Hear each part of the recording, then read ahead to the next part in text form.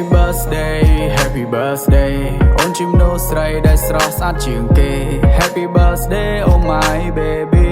អូនគឺជា Quinty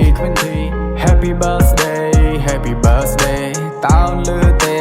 តើពីរੂទេបងជាអ្នកតែងបងជាអ្នកសរសេរ Happy birthday Happy birthday ឆ្នាំនេះពិសេសណាស់ខុសពីរាល់ដងបងសរសេរបទចម្រៀងដែលបងតែងដែលបងចង់ឲ្យអូនបានស្ដាប់ថ្ងៃពិសេសរបស់អូនថ្ងៃនេះខួបអូនថ្ងៃនេះខួបអូន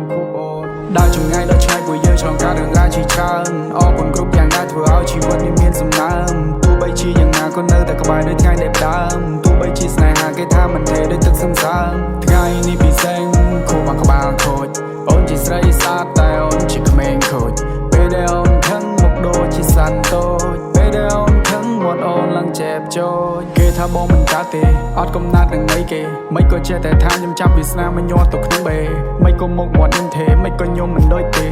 មិនគំនិតខ្ញុំថ្មីផលិតតន្ត្រីក៏មិននៅចាំជីវិតនេះមិនទៀងដូចជាទឹកភ្លៀងនេះត្រូវបង្រៀនឲ្យចេះសប្បាយជីវិតនេះមិនទៀងទេពេលវេលាក៏មិនទៀងដែរដឹងថាបងស្នេហ៍អូនស្នេហ៍មិនព្រួលប្រែដឹងថាបងស្នេហ៍អូនស្នេហ៍មិនព្រួលប្រែទោះជារាប់ឆ្នាំរាប់ខែOh my number one បងនឹងនាំអូនឡើងឲ្យដល់ខ្ពស់ពេលវេលាកន្លងចាត់ទុកជារឿង Happy birthday Happy birthday អូនជំនួសស្រីដែលស្រស់ស្អាតជាងគេ Happy birthday oh my baby អូនគឺជា Quinty Happy birthday Happy birthday តើលឺទេ